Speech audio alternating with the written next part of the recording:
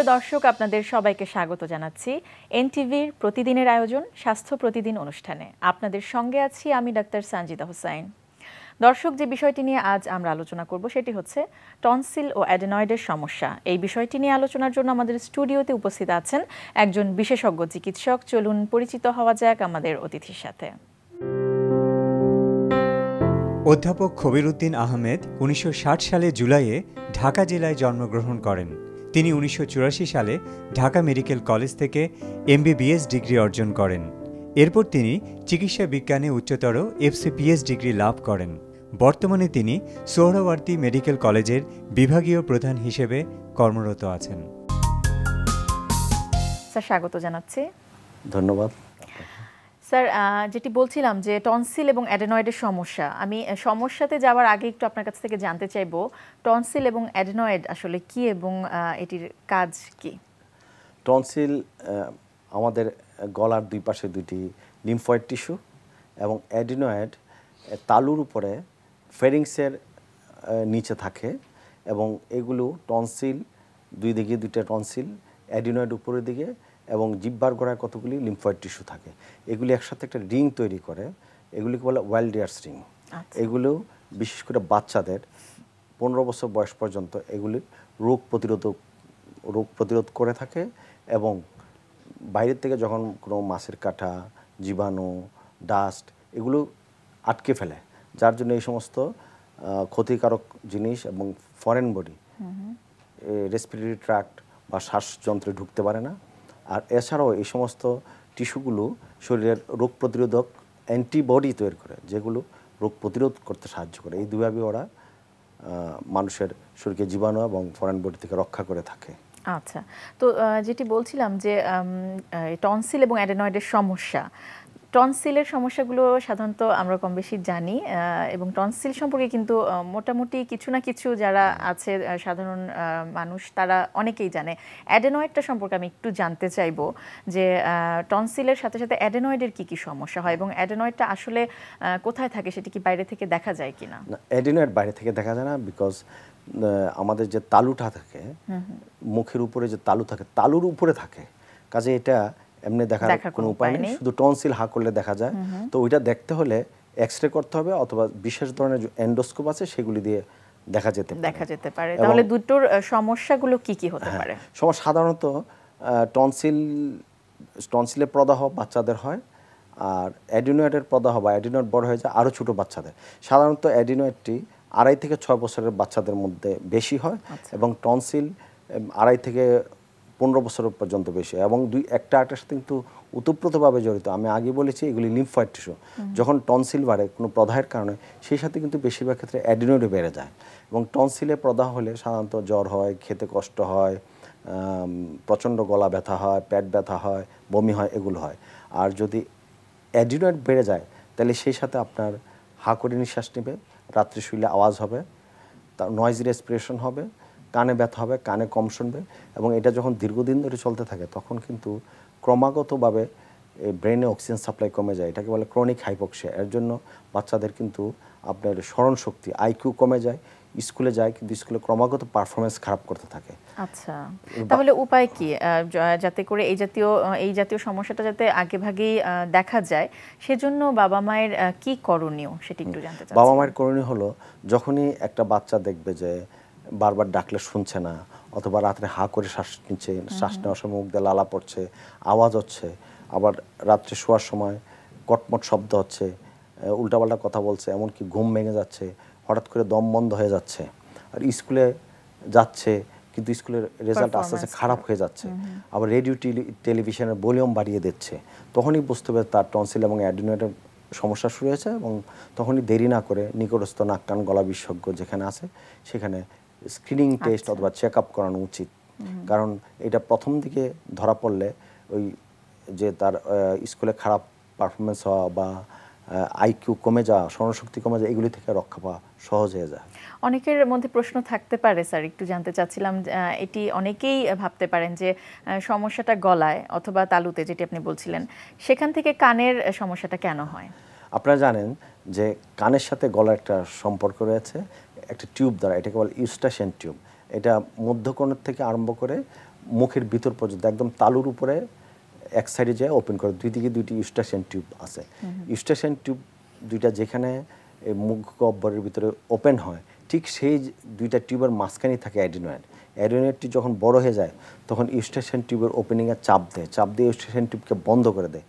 ইউস্টাশিয়ান টিউবের কাজ হলো মধ্যকর্ণে বায়ু চলাচল স্বাভাবিক রাখা, যাতে মানুষ শুনতে পারে। যখনই এই বায়ু চলাচলটা বন্ধ হয়ে যায়, কানের মধ্যকর্ণের ভিতরে যে বাতাসটা শুকিয়ে যায় এবং ঋণাত্মক ও নেগেটিভ প্রেশার সৃষ্টি হয়। সৃষ্টি হলে কিন্তু বাচ্চারা শুনতে পায় না, কানে ব্যথা হয় এবং এটা দীর্ঘদিন থাকলে কানের ভিতরে ফ্লুইড জমা হয়ে কানে ইনফেকশন হয় এবং কম শুনতে থাকে এবং স্কুলে পারফরমেন্স খারাপ করতে থাকে। মানে কানে কম শোনার অন্যতম কারণ হিসেবে এটি রয়েছে অবশ্যই, অ্যাডেনয়েডের এনলার্জড অ্যাডেনয়েড যেটি। আচ্ছা, তো যখন আপনাদের কাছে এই জাতীয় সমস্যা নিয়ে আসছে কি করেন সেটি একটু জানতে চাইবো, ম্যানেজ করার যে ওয়েটা সেটা কি? আমাদের কাছে যখন আসে তখন আমরা যখন ভালো করে হিস্ট্রি নেই যে বাচ্চা হা করে শ্বাস নিচ্ছে কিনা, স্কুলে খারাপ করছে কিনা, রেডিও টিভির ভলিউম বাড়িয়ে দিচ্ছে কিনা, তার গলা ব্যথা, জ্বর, কান ব্যথা এগুলি ফ্রিকোয়েন্টলি হয় কিনা, এই ধরনের যদি হয়ে থাকে আমরা একটা করি, এক্সরে করি, এই তালুর এক্সরে করি। এক্সরে করলে আমরা বুঝতে পারি যে ওইখানে অ্যাডিনয়েডটা বেড়েছে। তখন যদি আমরা এরকম পাই তাহলে প্রথমে আমরা একটা কনজারভেটিভ ট্রিটমেন্ট দিই, যেমন ধরেন এক কোর্স অ্যান্টিবায়োটিক, তারপর নাকের ড্রপ দিয়ে অ্যান্টিহিস্টামিন দিই। এগুলি দিলে 50% ক্ষেত্রে ভালো হয়ে যাওয়ার সম্ভাবনা আছে। কিন্তু যাদের অ্যাডিনয়েডটি বড় হয়ে চরম পর্যায়ে চলে যায় সেগুলি কিন্তু আর ভালো হয় না।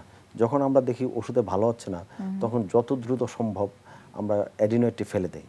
অ্যাডিনয়েড ফেলার সময় যদি দেখি টনসিল অনেক বড়, বারবার গলা ব্যথা হচ্ছে, জ্বর হচ্ছে, তাহলে আমরা টনসিল একসাথে ফেলে দিই। কারণ টনসিল বাড়লে বেশিরভাগ ক্ষেত্রেই দেখা যায় ছোটো বাচ্চাদের অ্যাডিনয়েড বেড়ে যায়। যে দুটোই ফেলে দিতে হবে, একটা রেখে আরেকটা যদি ফেলে দিই তাহলে কিন্তু তার সমস্যাটা সম্পূর্ণ সমাধান হয় না। যে দুটোকে একসাথেই ফেলে দিতে হবে যাতে করে বাচ্চার হাইপোক্সিয়া বন্ধ হয়, স্কুলে পারফরমেন্স ভালো করে, কানে ভালো শুনে। কারণ আপনারা জানেন যে কানে কম শুনলে তার স্নায়ুবিক ডেভেলপমেন্ট বা মানসিক এবং ব্রেনের ডেভেলপমেন্ট ভালো হবে না, যেহেতু কানের প্রধান কাজই হচ্ছে সমতা মেইনটেইন করা সেটি। আচ্ছা, একটু জানতে চাইবো, বেশিরভাগ ক্ষেত্রে কিন্তু আমরা দেখি যে এই জাতীয় অপারেশনের প্রতি বা সার্জারির প্রতি অনীহা বা অনাগ্রহ থাকেন অনেক বাবা মা। তো সেক্ষেত্রে তাদেরকে কিভাবে বা কি ধরনের পরামর্শ দিয়ে আসলে আশ্বস্ত করেন আপনারা? সার্জারির প্রতি সবারই কিন্তু একটা ভয় থাকে, সার্জারি আসলে কিন্তু একটা ভীতিকর অবস্থা। সেই ক্ষেত্রে আমরা ফাদার মাদারকে বুঝিয়ে বলি যে আপনার বাচ্চাকে যদি অপারেশন, এটা খুব সেফ অপারেশন, সাধারণত আধা ঘন্টার বেশি লাগে না। এটা যদি আপনি অপারেশন না করান তো আপনার বাচ্চা তো ক্রনিক হ্যাপোক্সিয়া হয়ে আস্তে আস্তে ওর ব্রেন ডাল হয়ে যাবে, স্কুলে খারাপ করবে, কানে শুনবে না, একটা সোশ্যাল বার্ডেন হয়ে থাকবে। কাজেই এই অবস্থা থেকে মুক্তি পেতে হলে অপারেশন ছাড়া কোনো গতি নেই এবং সিম্পল অপারেশন, জটিলতা কম। আমার মনে হয় বুঝিয়ে বলতে পারলে গার্জিয়ানরা কিন্তু সাধারণত রিফিউজ করে না, প্রথমে রিফিউজ করলেও পরে কিন্তু রাজি হয়ে যায়। আচ্ছা, এবং অপারেশন বা সার্জারি যদি সঠিকভাবে বা সফলভাবে হয় তাহলে রোগী কি পুরোপুরি সুস্থ জীবন? একদম 100% কিউর রেট, খুবই ভালো রেজাল্ট, প্রমিজিং রেজাল্ট। আচ্ছা আচ্ছা, পরবর্তীতে আপনাদের পরামর্শ কি থাকে এই রোগীগুলো কি ফলো আপের জন্য বা সেটি মেইনটেইন করার জন্য কি কোনো বিষয় রয়েছে কি? হ্যাঁ রয়েছে, যেমন ধরেন ও কোল্ড ড্রিঙ্কস এবং অতিরিক্ত ঠান্ডা ফ্রিজের পানি অনেক বাচ্চারা করে কি নর্মাল পানির সাথে না মিশিয়ে সরাসরি ঢকঢক করে খেতে থাকে, সেগুলি বন্ধ করতে হবে।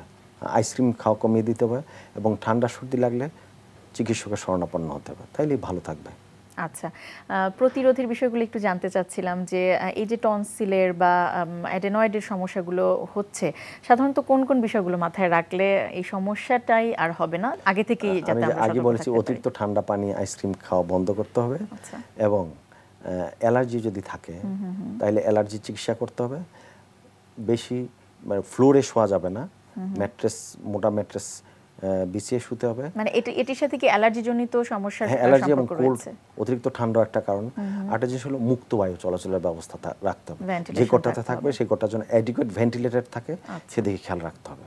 আর ওভার ক্রাউডিং একটা কারণ, অনেক সময় দেখা যায় যে অনেকগুলো বাচ্চা একসাথে থাকে, হ্যাঁ, এগুলোকে যদি একটু আলাদা করে রাখা যায় এবং মুক্ত বায়ু চলাচল মেনটেন করা যায় তাহলে কিন্তু অ্যাডিনো এবং টনসিলের হাত থেকে রক্ষা পাওয়া অনেকটা সহজ হয়ে যায়। আপনি কিছু ঝুঁকির কথা বলেছিলেন, একটু যদি আবার বলেন যে আসলে সঠিক সময় চিকিৎসা করা না হলে কি কি ধরনের সমস্যা হতে পারে এবং ঝুঁকি কতখানি রয়েছে সেক্ষেত্রে? সঠিক সময় চিকিৎসা না করলে আমি আগে বলেছি যে ব্রেন ডাল হয়ে যেতে পারে, স্কুলে পারফরমেন্স খারাপ, কানে কম শোনা, এগুলি হবে। এগুলি হলে একটা সোশ্যাল বার্ডেন হিসেবে থেকে যাবে। সেগুলি সঠিক সময় চিকিৎসা না করলে বেশ কতগুলি জটিলতা হতে পারে, যেমন ব্রেন অক্সিজেন সাপ্লাই কমে যাওয়ার কারণে তার ব্রেন ডাল হয়ে যেতে পারে এবং কানে কম শুনতে পারে, এবং বিশেষ করে অ্যাডিনোয়েডটা যখন অনেক বড় হয়ে যায় শ্বাসনালীকে বন্ধ করে দেয়, বাচ্চারা নাক দিয়ে শ্বাস নিতে পারে না, তখন মুখ দিয়ে শ্বাস নেয়, এবং রাত্রেবেলা স্লিপ অ্যাপনিয়া, ঘুমের ঘরে তার শ্বাস বন্ধ হয়ে যায়। স্লিপ অ্যাপনিয়াটা তো অনেক বড় এবং খুবই জটিল ডেঞ্জারাস একটি জিনিস। সমস্যা। ক্রনিক হাইপোক্সিয়া হয় এবং আলটিমেটলি কানে কম শোনা এবং স্মরণশক্তি কম শোনা সব মারাত্মক কমপ্লিকেশনের সৃষ্টি হয়। আগে ভাগেই যাতে এই চিকিৎসাটা অবশ্যই শুরু করা যায়। স্যার অনেক অনেক ধন্যবাদ গুরুত্বপূর্ণ কিছু তথ্যের জন্য। ধন্যবাদ দর্শকবৃন্দকে ধন্যবাদ। প্রিয় দর্শক, আমরা শুনছিলাম টনসিল এবং অ্যাডেনয়েডের সমস্যা হলে কি করণীয়, এই বিষয়টি নিয়ে বেশ কিছু গুরুত্বপূর্ণ পরামর্শ। আশা করছি আজকের আলোচনা আপনাদের উপকারে আসবে।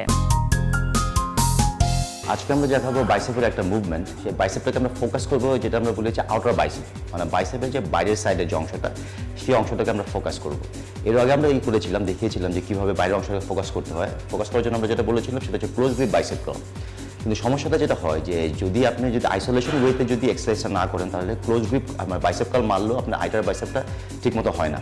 কারণ যারা হেভি ওয়েট বাইসেপ কার্লে অভ্যস্ত, তারা করে কি কিছুটা করে আর কি, বা চিট করে অথবা বডি থেকে মোমেন্টাম নিয়ে এক্সারসাইজটা করার চেষ্টা করেন। নর্মাল যখন বাইসেপ কার্ল মারছেন তখন ঠিক আছে, কিন্তু যদি আপনি আউটার বাইসেপটাকে ডেভেলপ করতে চান, তাহলে ক্লোজ গ্রিপ করা অবস্থায় যদি আপনি বডি মোমেন্টাম ইউজ করেন, তাহলে পুরোপুরি ওইখানকার ম্যাসিভনেসটা আসে না। এই জন্য আমরা বাইসেপের যে আউটার যে প্রপোর্শনটা, সেটাকে আমরা ডেভেলপ করার জন্য আমরা যে জিনিসটা করি, ওয়ালে একটা সাপোর্ট থেকে আমরা শুরু করি। এই জন্য এক্সারসাইজটাকে আমরা বলি হচ্ছে ওয়াল সাপোর্টেড বাইসেপ কার্ল। এখন দেখবেন যে আমরা কীভাবে এক্সারসাইজটা করব। আমরা ওয়ালে যখন সাপোর্টটা নিব, খেয়াল করবো যে কোমর থেকে পাটা একটু দূরে রাখবো, কারণ যদি আপনি পুরো স্ট্রেট ফর্মে রাখেন, তাহলে আপনার ওয়েটটা গিয়ে ওয়ালে গিয়ে বাড়ি খাবে। এতে আপনি ওয়ালে যে সাপোর্টটা নেওয়ার যে আমাদের এইটা ফোকাসটা রয়েছে, সেই ফোকাসটা থাকবে না।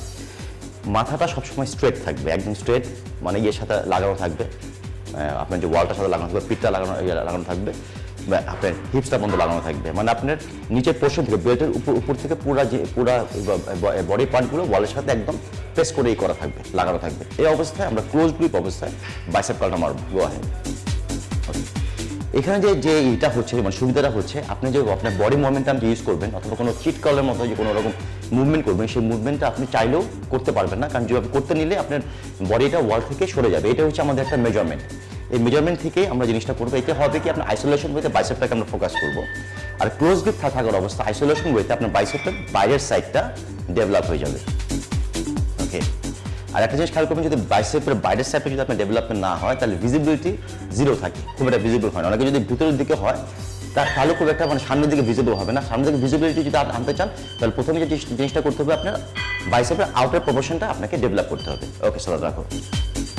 ওকে, এই এক্সারসাইজটা করবেন শুধুমাত্র তারাই করবেন যখন দেখবেন যে বাইসেপ কার্ল করার পরে আউটার ডেভেলপমেন্টটা হচ্ছে না। তারাই করবেন কি, একটু গ্র্যাজুয়ালি এটা আপনার প্রোগ্রামের সাথে এই একটা প্রোগ্রামটাকে আপনি সেট করে নেবেন। তবে খেয়াল করবেন, যদি normal bicep curl, basic bicep curl আপনি যদি 5 সেট মারেন, তাহলে এইটা আপনি 3 সেটের বেশি মারবেন না। আর এটার যে জিনিসটা বলবো, রিপিটেশনের বিষয়টা, রিপিটেশন আপনি 12 করে মারবেন, 12 নিচে যাবেন না, উপরে না, ওরকম একটা নেবেন, ওইটা নেবেন, এবং 3 সেটের বেশি জিনিসটা করবেন না। দর্শক, টিনেজ বয়সে খাবার দাবারে কিছু নতুনত্ব, কিছু তারতম্য আসতেই পারে। সাধারণত কোন কোন খাবার টিনেজারদের জন্য প্রকৃতপক্ষে উপকারী, সেটি জানতে চলুন শুনি একজন পুষ্টিবিদের পরামর্শ। মানুষের জীবনের প্রত্যেকটা বয়সই কিন্তু খুব গুরুত্বপূর্ণ, কিন্তু সবথেকে আমাদের শরীর বাড়ে কৈশোর বা পিউবার্টিতে। আমরা যাকে টিনেজ বলি। 11 বছর থেকে মেয়েদের ক্ষেত্রে 15 বছর, ছেলেদের ক্ষেত্রে 17 বছর।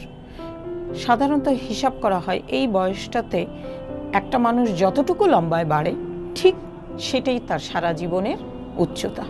অর্থাৎ 15 বছর পার হয়ে গেলে একটা মেয়ে আর লম্বায় বাড়বে না।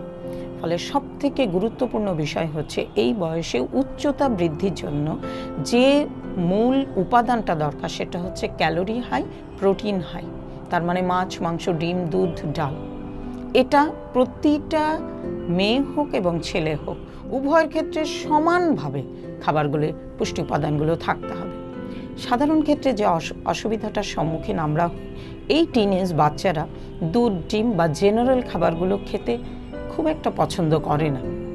তো যদি এরকম হয়, ধরেন কোনো একটা বাচ্চা দুধ খেতে চাচ্ছে না, আমি তার সঙ্গে যদি সামান্য অন্য কোনো খাবার মিলিয়ে দিই, যে একজনের দুধের গন্ধ সহ্য করতে পারছে না, আমি দুধটাকে বোরহানি করে দিলাম, দই করে দিলাম, ছানা করে দিলাম, দুধের খাবার তৈরি করে দিলাম, যে কোনো ফর্মেই হোক, সেই পিউবার্টি পিরিয়ডে খাবারের এই চাহিদাটা পূরণ করতেই হবে, নইলে কিন্তু সাধারণ ক্ষেত্রে পিউবার্টির পরে আর বাচ্চার উচ্চতা বৃদ্ধি হবে না। সারা জীবনে ওজন কমানো বাড়ানো সম্ভব, সব কিছু চেঞ্জ করা সম্ভব, কিন্তু 18 বছর পার হয়ে গেলে কোনো ছেলের আর লম্বায় বৃদ্ধি হবে না। ফলে ভীষণ ক্রুশিয়াল একটা পিরিয়ড, এবং এই সময় সব থেকে বেশি যেমন প্রোটিনের দরকার হয়, এবং প্রোটিনটাকে সেফ প্রোটিন হিসাবে কাজ করানোর জন্য হাই ক্যালোরি দরকার হয়, পাশাপাশি হাই ক্যালসিয়াম দরকার হয়, এবং প্রতিটা নিউট্রিয়েন্ট এই সময়টা এত বেশি প্রয়োজন যে হিসাব করে করে এই পিউবার্টি পিরিয়ডের খাবারের তালিকাটা প্রতিদিনে তার জন্য পূরণ করতেই হবে। সেই ক্ষেত্রে যে জিনিসটা পাশাপাশি দরকার সেটা হচ্ছে তার শারীরিক পরিশ্রম, অর্থাৎ এক্সারসাইজ যেটাকে আমরা বলি। ধরেন আপনার বাচ্চা বয়স অনুপাতে উচ্চতা কম আছে, ধরি একটা মেয়ের বয়স আছে 13 বছর, কিন্তু সে উচ্চতায় আছে 11 বছরের, তার মানে সে 2 বছরের ডেফিসিয়েট আছে। এখন এই উচ্চতাটা আমাকে বাড়াতে হবে কিভাবে? পাশাপাশি তাকে পরিশ্রম অর্থাৎ ব্যায়াম করতে হবে কিছু নির্দিষ্ট, এবং প্রতিদিনের খাবারে হাই প্রোটিন হাই ক্যালসিয়াম থাকতে হবে, এবং এই প্রোটিনটাকে সেভ করার জন্য তার ক্যালোরি ঠিক রাখতে হবে। ক্যালোরি ঠিক রাখতে হলে কি করতে হবে? তাকে তার কার্বোহাইড্রেটের পরিমাণটা ঠিক রাখতে হবে। সাধারণত এখনকার পিউবার্টি পিরিয়ডের সব থেকে বড় ক্রুশিয়াল বিষয় হচ্ছে তারা ভাত খেতে চায় না, জেনারেল খাবার খেতে চায় না, তারা ফাস্ট ফুডের প্রতি অনেক বেশি ফন্ডা। এটাতে যে জিনিসটা হয়, ফ্যাট খাবার আসার কারণে, জাঙ্ক ফুড আসার কারণে তাদের ওয়েট বেড়ে যাচ্ছে, উচ্চতা বাড়ছে না। তো মাদের প্রতি আমার অনুরোধ, প্রত্যেকের প্রতি, যে আপনারা আপনাদের বাচ্চাদের প্রত্যেকটা বয়সকে অত্যন্ত গুরুত্বপূর্ণ, শুধু একটা বাচ্চাকে সিকিউরড লাইফ বা খাবারের জন্য খাবার দেওয়া না, তার কি খাবার দরকার, কোন বয়সে দরকার, কতটা দরকার, এটা অবশ্যই অবশ্যই আপনাদের একজন পুষ্টিবিদের সঙ্গে কথা বলে ঠিক করে নেওয়া উচিত, এবং আপনার বাচ্চা সবসময় স্পেশাল। দর্শক, স্বাস্থ্য প্রতিদিনের আজকের হেলথ টিপস। অল্পতেই যাদের বমি হয়, যাত্রা শুরুর পূর্বে কিংবা যাত্রা পথে তাদের খাবার গ্রহণ থেকে বিরত থাকা উচিত। প্রিয় দর্শক, স্বাস্থ্য প্রতিদিন সম্পর্কে যদি আপনাদের কিছু জানার থাকে কিংবা কোনো পরামর্শ যদি আমাদের দেবার থাকে, জানাতে পারেন এই ঠিকানায়। প্রযোজক স্বাস্থ্য প্রতিদিন, এনটিভি, বিএসসি ভবন, 7 তলা, 102 কাজী নজরুল ইসলাম এভিনিউ, কারণ বাজার, ঢাকা 1215। ফ্যাক্স 914338 থেকে 7 পর্যন্ত, অথবা ইমেল করুন স্বাস্থ্যপ্রতিদিন@ntvpd.com এই ঠিকানায়। প্রিয় দর্শক, স্বাস্থ্য প্রতিদিনের আগামী পর্বে আপনাদের জন্য যা থাকছে। ডায়াবেটিস আসলে দেখা যায় যে এখন প্রতি 5 জন লোকের মধ্যে 2 জন লোকেরই ডায়াবেটিস, তো রোগীর সংখ্যা কম না, আমরা সবাই সাফার করছি। যদিও এটা একটা disease, not a disease, but ডায়াবেটিসের কারণে শরীরের মধ্যে অনেক ধরনের ডিজিজ, মুখ থেকে স্টার্ট করে আমাদের এমন কোনো অর্গান নাই যে যেখানে কি বলে ডায়াবেটিস আক্রান্ত হয় না। কারণ কিডনি বলেন, চোখ বলেন, লিভার বলেন, তারপরে আদার্স অর্গানগুলোও আক্রান্ত হয়।